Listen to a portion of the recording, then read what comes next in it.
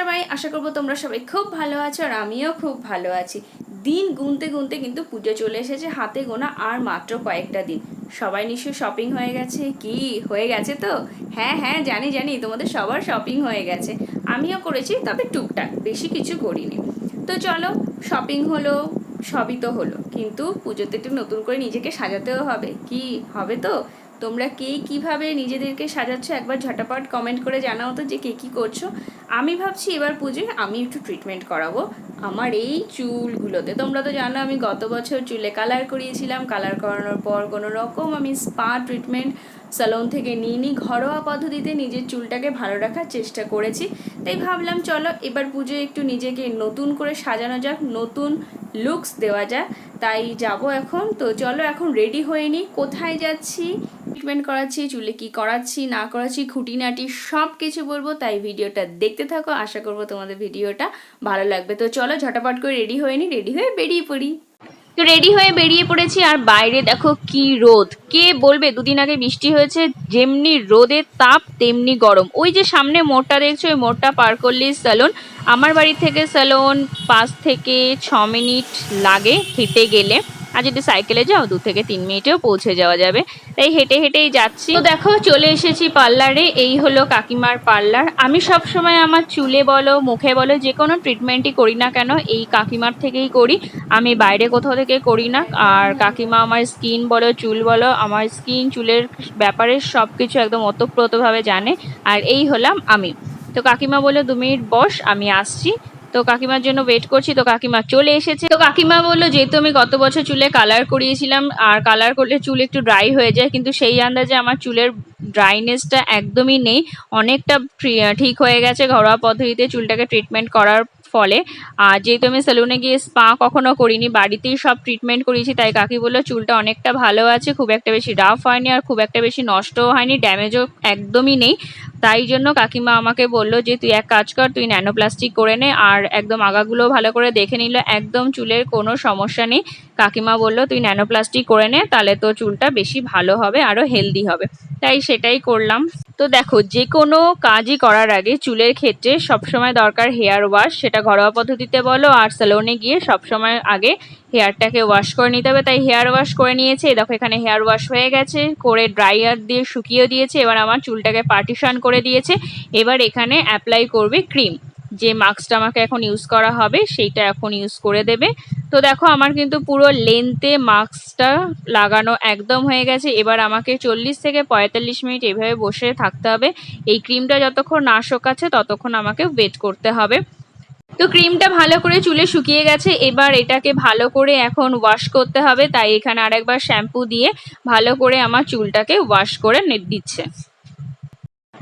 তো দেখো hair wash করা হয়ে গেছে। এবার ড্রায়ার দিয়ে ভালো করে চুলটাকে এবার শুকিয়ে দিয়ে আবার পার্টিশন করে দেবে। তো পার্টিশন করা হয়ে যাওয়ার পর এখানে একটু বিরিয়ানি খেতে বসে গেলাম। কাকি আজকে আমাদের বিরিয়ানি পার্টি দিল, বলে দুপুরবেলা এসছিস তাই বিরিয়ানি আর চিকেন চাপ খেতে আমরা বসে পড়লাম।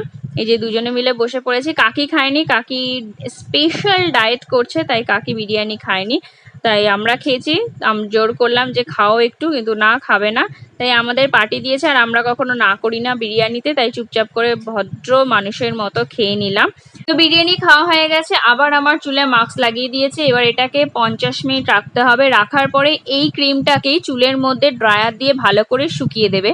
শুকিয়ে দেওয়ার পরে আজকে আয়রনিং করা হয়ে গেলে আমার চুলের ট্রিটমেন্ট কমপ্লিট হয়ে যাবে। তো দেখো ক্রিমটাকে 50 মিনিট ওয়েট করার পর ড্রায়ার দিয়ে ভালো করে এটাকে চুলের মধ্যে শুকিয়ে নিচ্ছে। চুলের মধ্যে শুকানো হয়ে গেছে। এখন এবার আয়রনিং হবে। আর আয়রনিং করে আজকে কিন্তু আমার এই চুলটাকে ওয়াশ আর করবে না, এইভাবেই আমাকে রেখে দিতে হবে। আর রেখে দেওয়ার পরে একদিন গ্যাপ দিয়ে নেক্সট ডে আমাকে হেয়ার ওয়াশ করাতে হবে। তো দেখো, তো এখানে তো আয়রনিং হচ্ছে, আর আমি যখন ভিডিওটা এডিট করতে বসেছি তখন আমি শুধু ওই 2 রাতের কথা ভাবছি, যে ওই 2 রাত আমি কি করে কাটিয়েছি। পুরো একটা গোটা দিন আর অর্ধেক দিন কাটিয়েছি। মানে মাথার মধ্যে ক্রিম অবস্থায় এরকম আয়রনিং করে রেখে দেওয়া আছে, না তুমি মাথা নাড়াতে পারছো, না মাথায় ভেজাতে পারবে, না চুল বাঁধতে পারবে, না চুলে জল লাগাতে পারবে, না চোখে মুখে জল দিতে পারবে। মানে কিছুই করা যাবে না, একদম স্ট্রিক্টলি তোমাকে থাকতে হবে। তার উপর হাওয়া লাগানো যাবে না, চুলটা যেন ব্রেকেজ না হয়ে যায়, ভাঁজ না পড়ে সেই দিকে খেয়াল রাখতে হবে। ভাঁজ পড়ে গেলে সারের সর্বনাশ হয়ে যাবে। তাই মানে ওই দুটো রাত যে কী করে আমি কাটিয়েছি সেটা একমাত্র আমিই জানি।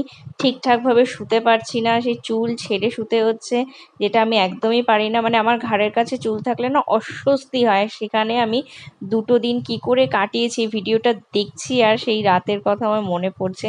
মানে কিভাবে যে আমি রাতের বেলায় শুয়েছি, আমি রাতে ঠিকমতো দুরাত আমার ঘুম হয়নি। স্নান করতে গেছি, স্নান ঠিকঠাক করতে পারিনি, মানে সে কি নাজেহাল অবস্থা। আর আমি কাকিকে বলেই দিচ্ছিলাম যে গিয়ে স্ট্রেটনিং যখন আমাকে এরকম আয়রনিং করে দিচ্ছে তখনই বলছি, কাকি আমি তো মনে হয় না এভাবে থাকতে পারবো। কাকি তখন বলছে, পারবি পারবি, একটু কষ্ট করতে হবে, দুদিন কিচ্ছু করার নেই, এইভাবে রাখতে হবে। রেখে আমি নেক্সট ডে ওয়াশ করিয়ে দেবো, মানে নেক্সট ডে হেয়ার ওয়াশ করিয়ে দেবে।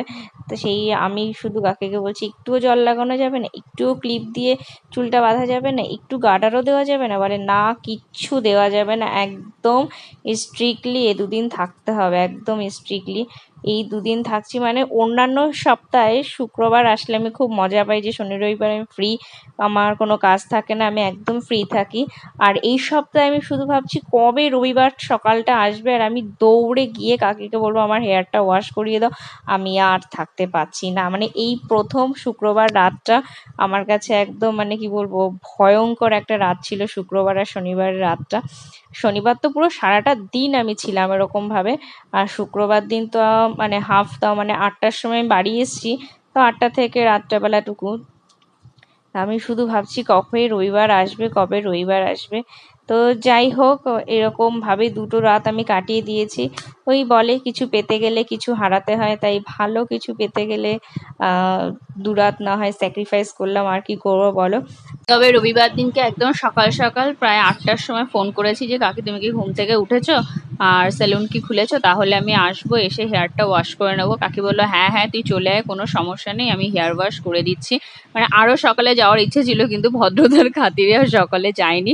তাই 8টার সময় ফোন করে আমি 8:30 পৌনে 9টার দিকে তারপরে গেছিলাম। তো এই দেখো, এটা হলো আমার ফাইনাল লুক। এটা কিন্তু এখনো ওয়াশ করেনি, এটা হলো ক্রিম লাগিয়ে আয়রনিং করে রেখে দিয়েছে। এইভাবেই 2 দিন রেখে দিতে হবে, রেখে দেওয়ার পরে নেক্সট ডে হেয়ার ওয়াশ করিয়ে দেবে। মানে হেয়ার ওয়াশ করিয়ে প্লাস কেরাটিন হেয়ার স্পা আমাকে করিয়ে দিয়েছিল।